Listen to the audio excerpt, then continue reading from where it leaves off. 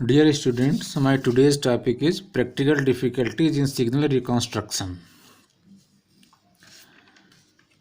जैसा कि हम लोगों ने कल पढ़ा था कि सैम्पल्ड सिग्नल को हम लोग फिर से रिकॉन्स्ट्रक्ट कैसे करते हैं। तो ठीक है, कल हम लोगों ने आइडियल रिकॉन्स्ट्रक्शन की बात की थी, लेकिन जब हमको प्रैक्टिकल रिकॉन्स्ट्रक्शन करना हो प्रैक्टिकली लेबोरेटरी में, तो डिफरेंट टाइप की डिफ़िकल्टीज अराइज होती हैं during the practical reconstruction of sampled signals. First जो डिफ़िकल्टी है वो है रिलाइजेबिलिटी ऑफ रिकॉन्स्ट्रक्शन फिल्टर्स।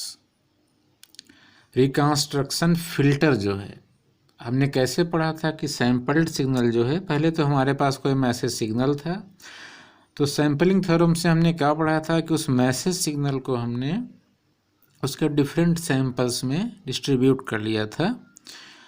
और फिर रिकॉन्स्ट्रक्शन में हमने क्या पढ़ा कि जो हमारे पास सैम्पल्स है उनसे फिर से हम मैसेज सिग्नल को रिट्रीव कर पाते हैं, उसको रिकवर कर लेते हैं। तो इसमें हम लोग करते क्या हैं कि जो हमारे पास सैम्पल्ड सिग्नल होते हैं उनको हम एक लो पास आइडियल फिल्टर से पास कराते हैं। उसके बाद में हमको एक रेक्टेंगुलर पल्स मिलता है जिसका inverse Fourier transform sinc pulse मिलता था हमको, और हर सैंपल के करिस्पॉन्डिंग सिंक पल्स आता है, तो सबको मिला देते हैं जिससे ओरिजिनल मैसेज रिट्रीव हो जाता है। ठीक है, गुड। लेकिन अब रियल बात करें प्रैक्टिकल की, तो क्या समस्याएं आती हैं, तो उसको हम लोग यहाँ पर पढ़ेंगे। Students, this is the spectral distribution of sampled signal G bar F, and figure A showing the sampling rate is just Nyquist rate, Fs is equal to 2 FM, means this distance from O to FM is FM, and from here FM plus FM 2 FM means sampling frequency Fs equal to 2 FM, means each band just touched one another. There is no any gap between two bands, between two samples, no any guard band between two samples. Therefore, just at the rate of Nyquist rate, Fs is equal to 2 FM. Okay, and this figure represent the sampling just above the Nyquist rate, means sampling rate is greater than twice the message frequency to FM. It means each band having a gap. Okay, this is the gap, this is the gap. Now we can say, we can read sampling at Nyquist rate figure A. To recover message signal GT from sampled signal G bar T, we need to pass the sampled signal G bar T through an ideal low-pass filter. Such a filter is unrealized in practice. It can be closely approximated only with infinite time delay in the response. कल का video lecture देखें, उसके बाद ही इसको देखें, नहीं तो समझ में नहीं आएगा कि जो आइडियल हम फिल्टर की बात करते हैं, आइडियल लो पास फिल्टर की, तो उसमें हम आपको थोड़ा बता भी दे रहे हैं क्लास में जो पढ़ाया है उसमें, कि आइडियल लो पास फिल्टर में आपने देखा था किस तरह से बैंड लिमिटेड रहता है, यानी एक फ्रिक्वेंसी ओमेगा 1 है, एक फ्रिक्वेंसी ओमेगा 2 है, यहाँ से यहाँ तक की फ्रिक्वेंसी को पास कर रहा है, इससे नीचे पास नहीं कर रहा है, इससे पहले पास नहीं कर रहा है। तो आइडियलिटी की बात है। लेकिन जो प्रैक्टिकल फिल्टर्स हैं वो ऐसे नहीं होते। फिल्टर हम कैसे बनाते हैं? सपोज दैट कोई भी हमने एक रेजिस्टेंस R ले लिया, पैरेलल में एक कैपेसिटर C लगा दिया, कोई भी इनपुट वोल्टेज मान लिया X है, आउटपुट वोल्टेज Y है, कोई करंट I अगर इसमें फ्लो हो रही है तो यहाँ पर जो है वोल्टेज ड्रॉप वो IR होगा। तो X इज इक्वल टू क्या हो जाएगा, IR और प्लस Y। I यहाँ क्या होगा, I is equal to C और dQ/dt, no Q is equal to होगा CV, then I is equal to dQ/dt is equal to C dV/dt। V को यहाँ आपने y माना है तो y, a यहाँ पे हम इस इक्वेशन में रख देंगे जा कर के। और उसके बाद में जब हम इसका रिस्पांस निकालेंगे H F equal to Y upon X, तो इजक्ल टू जो हमारा रिस्पांस आता है वो इस तरह से आता है। ये आपको समझने के लिए देखना है, बाकी इसको आइडियल और प्रैक्टिकल फ़िल्टर में ही करें, यहाँ करने की ज़रूरत नहीं है इसको डिफ़िकल्टीज़ में। इस तरह का ये रिस्पांस हमारा प्रैक्टिकल फ़िल्टर का आता था। तो वहाँ पर हमने देखा था कि जब ओमेगा इजक्ल टू अगर 0 हो जाए, ओमेगा टेंड्स टू 0 हो जाए ये वाला, तो जो हमारा एच एफ यानी रिस्पांस आता था वो किसके इक्वल आता था, 1 के इक्वल। और जब ओमेगा टेंड्स टू इन्फिनिटी हो जाता था ये, तो हमारा जो एच एफ रिस्पांस कितना आता था, ये हमारा हो जाता था 0। यानी फ्रिक्वेंसी इन्फिनिटी पर इसका रिस्पांस 0 हो रहा है। अगर हम रियल इसका बनाएं बैंड लिमिटेड के बजाय, इसका बैंड कहाँ लिमिट हो रहा है, ए इन्फिनिटी पे जा रहा है, माइनस इन्फिनिटी प्लस इन्फिनिटी। और आइडियल फिल्टर में हमने क्या बात कर ली है, यहाँ ये मिनिमम फ्रिक्वेंसी हाईएस्ट फ्रिक्वेंसी इतनी फ्रिक्वेंसी को पास करता है। रियल में कि आप देख रहे हैं कि omega tends to infinity then response tends to 0 and omega is equal to 0 है यहाँ पे, तब इसका हाईएस्ट 1 रिस्पांस आ रहा है। यानी इतनी शार्प कट ऑफ फ्रिक्वेंसीज नहीं होती हैं जो कि हम आइडियल में मान लेते हैं। Not sharp decaying but smoothly decaying in practical filters or in non-ideal filters. Here we can say that when omega tends to infinity, then HF tends to 0 and therefore not clear cutoff frequency. These cutoff frequency not clear, okay, but smoothly decaying frequencies. तो ideal filter से जो हमने की थी अपनी concept में जो imagination, वो रियल में नहीं है। रियल में हमारे पास प्रैक्टिकल फिल्टर्स हैं, तो वही हमने लिखा है, it can be closely approximated only with infinite time delay. अब ये कहाँ पर कट ऑफ फ्रिक्वेंसी होगी, इनफाइनाइट टाइम डिले होगा ना। यहाँ पर ये एकदम से 0 हो जा रही है, फिर हाई, फिर यहाँ पे फिर 0 आइडियल में, लेकिन यहाँ पर तो कहाँ पर 0 होगी जा करके, फ्रिक्वेंसी जब इनफाइनाइट हो जाएगी। तो infinite time delay in the response reality में। ये तो रही नाइक्विस्ट रेट पे अगर हम करें। चलिए हम मान लेते हैं हम नाइक्विस्ट रेट से ऊपर करें तो हमारी मतलब सही फ्रिक्वेंसी, सही मैसेज इन्फॉर्मेशन रिट्रीव हो जाएगी, ठीक है। Sampling at above the Nyquist rate, जैसा हमने फिगर बी में दिखाया है कि F S is greater than 2 FM, यानी दिस इज़ FM एंड यहाँ से यहाँ तक हमारा FM है, तो ये FM और फिर इतना FM प्लस इतना एक एक्स्ट्रा है, यानी 2 FM से ज़्यादा है FS, ठीक है। तो नाइक्विस्ट रेट से एबव में क्या समस्या होगी, finite band gap between successive cycles, इसको गार्ड बैंड भी कहते हैं। ये देखिए बैंड आ रहा है बीच में, दो हमारे ये बैंड लिमिटेड सिग्नल, इनके बीच में क्या आ रहा है, गार्ड बैंड। तो टाइम डिले होगा, इससे पहली बात। और दूसरा है कि यहाँ पर गेन क्या होगा फिल्टर का, 0, क्योंकि यहाँ पर पूरा बैंड खाली पड़ा है। Finite band gap between successive cycles, first बात। दूसरी बात क्या है, filter gain is 0 beyond the first cycle.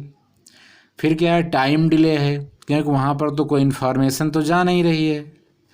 This shows that it is impossible in practice to recover a band limited signal GT। एक बैंड लिमिटेड सिग्नल को हमको exactly from its sample से recover करना बहुत मुश्किल है, क्योंकि हमारे पास आइडियल लो पास फिल्टर नहीं है, और उससे हमें जैसा कि rectangular pulse as it is मिल जाती है, उससे सिंक पल्स मिल जाती है, ये नहीं होता, rectangular pulse as it is नहीं मिलती। Even if the sampling rate is higher than the Nyquist rate, तो चाहे नाइक्विस्ट रेट पे सैम्पलिंग हो चाहे हायर फ्रिक्वेंसी पे, लेकिन सैंपल वो रिट्रीव एज इट इज़ नहीं होता है। से कि पहली बात जो थी, पहली हेडिंग आप यहाँ पे डाल लीजिए, रियलाइजेबिलिटी ऑफ रिकॉन्स्ट्रक्शन फिल्टर्स, या नॉन रियलाइजेबिलिटी ऑफ रिकॉन्स्ट्रक्शन फिल्टर्स, मतलब रिकॉन्स्ट्रक्शन फिल्टर की जो रियलाइजेबिलिटी है, रियलाइज किए जा सकते हैं वो, यानी ये पहली हेडिंग है नंबर 1। नंबर 2 जो है वो है aliasing.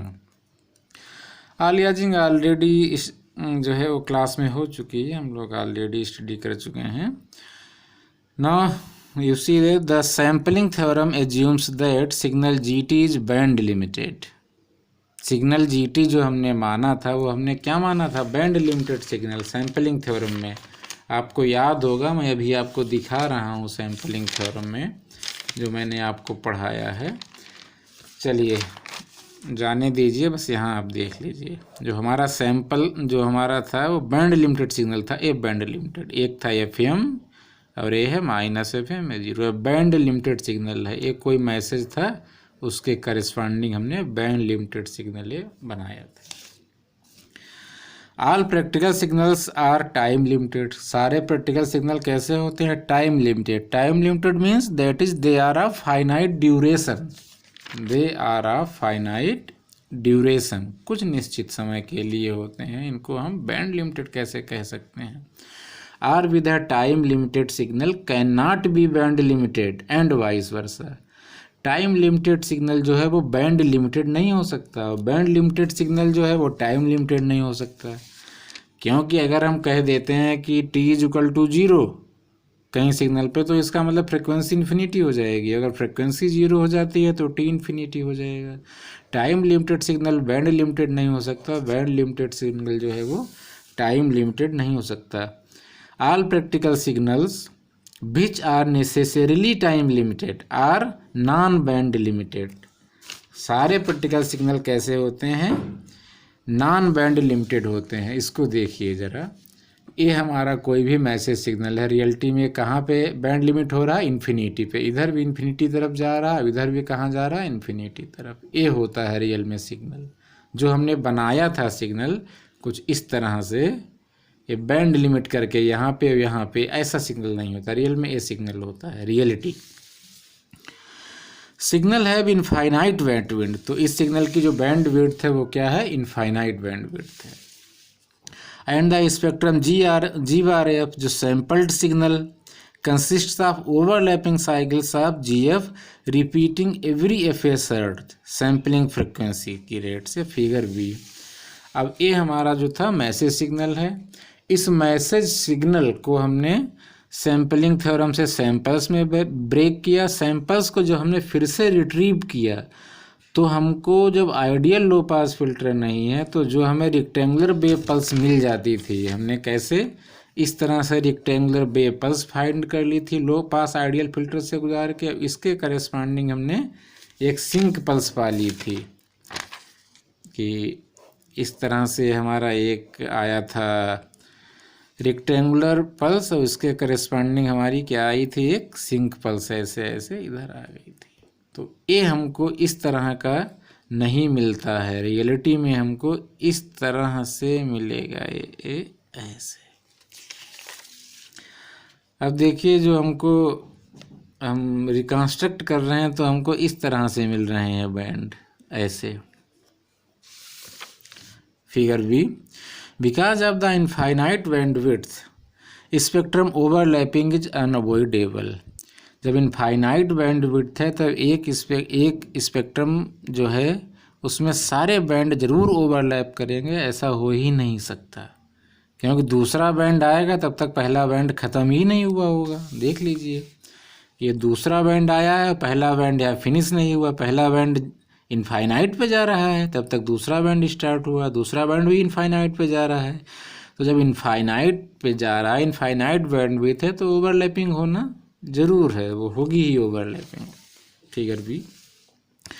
Because of the infinite bandwidth spectrum overlapping is unavoidable. Sampling at higher rate reduces but does not eliminate overlapping because repeating spectral cycles. अगर हम ऐसा करें कि बहुत ज़्यादा फ्रिक्वेंसी को कर दें तो ये हो सकता है कि कुछ ओवरलैपिंग कम हो जाए, बहुत नज़दीक में हो जाएंगे जब, तो बहुत कम ओवरलैपिंग होगी। लेकिन ओवरलैपिंग को हम बिल्कुल एलिमिनेट नहीं कर सकते। फ्रिक्वेंसी की रेट बढ़ा देंगे तो ओवरलैपिंग कम हो जाएगी हर अगले नेक्स्ट सैंपल में। Because of the overlapping tails G bar F यानी spectrum of sampled signal no longer has complete information about message signal G F. Message signal G T का ये फ्रिक्वेंसी इक्विवेलेंट हमने यहाँ लिखा है, टाइम शिफ्टिंग और frequency shifting property से ऐसा लिख सकते हैं। And it is no longer possible to recover G T exactly from the sampled signal G bar T और जी बार ओमेगा। तो जो हमारा ये मैसेज सिग्नल था उसको जो फिर से हमने रिट्रीव किया है तो हमें इस तरह से मिल रहा है। देखिए कि ओवरलैपिंग हो रही है, इसे कंप्लीट इन्फॉर्मेशन रिट्रीव नहीं हो रही है।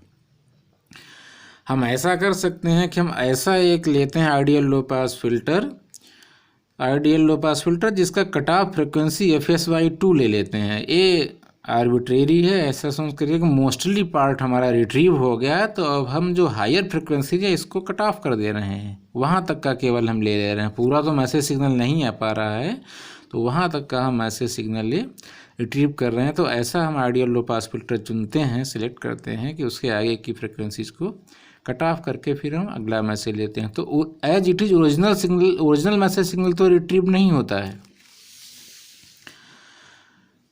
If the sample is passed through an ideal low pass filter of cutoff frequency FS/2 Hz, the output is not GF but GAF।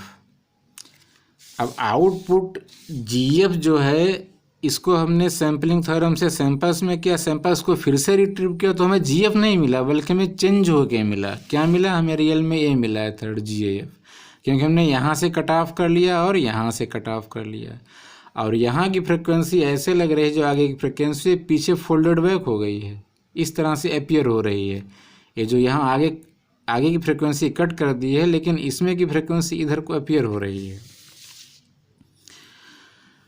But GAF figure C which is distorted version of GF, जो कि real हमारा message signal था उसका हल्का सा distorted version है, slightly distorted version of original message signal. This is due to the two main causes. यहाँ पर टू मेन काज है। Number first, the loss of the tail of GF beyond FS/2 hertz. FS/2 hertz के आगे की जो frequencies हैं वो हमने कट कर दी, इसलिए ओरिजिनल सिग्नल रिट्रीव नहीं हो पाया। First. Number second, the reappearance of this tail inverted और folded back on to the spectrum. Reappearance, फिर से अपीयरेंस, फिर से प्रकट हो जाना, अपीयर हो जाना ऑफ दिस टेल, ये जो टेल हमने कट कर दी इसका फिर से रीअपियर हो जाना, इन्वर्ट हो जाना और folded back on to the spectrum, spectrum में फिर से इसका रीअपियर हो जाना। इसका मतलब क्या है? We can say that the spectra cross the frequency FS/2. FS/2. This frequency is called the folding frequency. The spectrum may be viewed as if the last tail, this beyond the frequency FS/2, the cut frequency appear as a last tail in behind या below the FS/2. Means if the last tail is folding back onto the itself at the folding frequency. The component of frequency above FS/2 reappear as components of frequencies below FS/2. This tail inversion known as spectral folding. This cut frequency reappear as this, and this is known as spectral folding. इसको हम क्या कह सकते हैं? इसको कह सकते हैं स्पेक्ट्रल फोल्डिंग, या इसको हम कह सकते हैं आलियाजिंग। ये फिगर बी में भी आपको दिखाया गया है और फिगर सी में भी दिखाया गया है। Last tail result in last of higher frequencies. FS/2 से जो हायर फ्रिक्वेंसीज है उनको कट कर दिया है, कट फ्रिक्वेंसी, तो फिर ये हायर फ्रिक्वेंसी की इंफॉर्मेशन कट हो जाएगी और फिर से रीअपियर हो रही है फोल्ड होकर के इसके इस पार्ट में। फोल्डेड टेल डिस्टार्ट लोअर फ्रिक्वेंसी, जब फोल्ड होती है तो लोअर फ्रिक्वेंसी की जो इन्फॉर्मेशन है उसको भी डिस्टार्ट कर देती है। तो ये आलियाजिंग जो है इन्फॉर्मेशन को थोड़ा सा डिस्टार्ट कर देती है। Aliasing destroys the integrity of frequency component below the folding frequency. Below folding frequency FS/2 के जब फोल्डेड बैक है तो ये फिर से कुछ इन्फॉर्मेशन को डिस्ट्रॉय कर देती है। तो इसके लिए हम एक तरीका ये भी करते हैं कि जो फ्रिक्वेंसी, एक डेफिनेट फ्रिक्वेंसी हम मान लेते हैं, उसके ऊपर की फ्रिक्वेंसी को हम सैम्पलिंग से पहले ही हटा दें, सप्रेस कर दें। इस काम के लिए हम एंटी अलियासिंग फिल्टर को यूज़ करते हैं। We should eliminate suppress frequency components beyond the folding frequency FS/2 from message signal GT before sampling GT की सैम्पलिंग करने से पहले ही वो फ्रिक्वेंसीज हटा दें जो हमको कट ऑफ फ्रिक्वेंसी रखनी है आइडियल लो पास फिल्टर में। Such suppression of higher frequencies के इस सप्रेशन को accomplished by an ideal low pass filter. एक हम आइडियल लो पास फिल्टर लेते हैं। आइडियल मीन्स कि हम बहुत ही गुड परफॉर्मेंस करने वाले लो पास फिल्टर को लाते हैं और उसकी cut off frequency something FS/2 रख करके जो हायर फ्रिक्वेंसीज हैं उनको कट कर देते हैं। इसको हम एंटी अलियासिंग फिल्टर कहते हैं, क्योंकि बहुत जो फ्रिक्वेंसीज जो हैं जो कि कट हो जाने वाली थी उनको हमने पहले ही सप्रेस कर दिया, जिससे फोल्डिंग जो इफेक्ट है इनका, फिर से जो फोल्ड होती हैं बिलो FS/2 वो इफेक्ट अपना नहीं कर पाएंगे। तो कुछ हमको फ़ायदा होगा अगर हम पहले सप्रेस कर लें। इसके लिए हम जो मैसेज सिग्नल है उसको हम एक लो पास फिल्टर से पहले ही पास कराते हैं और उस मैसेज सिग्नल को दूसरे सिग्नल में कन्वर्ट कर लेते हैं, जिसमें कि बहुत हायर फ्रिक्वेंसी को कट कर देते हैं, फिर उसकी सैम्पलिंग करते हैं। तो उसको फिर हम रिट्रीव करते हैं, फिर से रिकवर करते हैं। मतलब ओरिजिनल मैसेज सिग्नल को हम एक दूसरे मैसेज सिग्नल में चेंज कर लेते हैं हायर फ्रिक्वेंसीज को कट करके, एंड फिर उसकी सैम्पलिंग करते हैं, फिर उसी को रिट्रीव करते हैं। तो इसको एंटी अलियासिंग फिल्टर से करते हैं। ठीक है स्टूडेंट्स, तो जहाँ पर कोई प्रॉब्लम लगे आप कमेंट बॉक्स में जाके कमेंट करें, मैसेज करें या हमसे पूछें जहाँ पर भी आपको समझ में नहीं आता है, और बताएं आपको समझ में आया या नहीं आया। फिर हम आगे नेक्स्ट टॉपिक लेते हैं, पल्स कोड मॉड्यूलेशन या XYZ जो कुछ भी आगे देखते हैं। ठीक है, थैंक यू।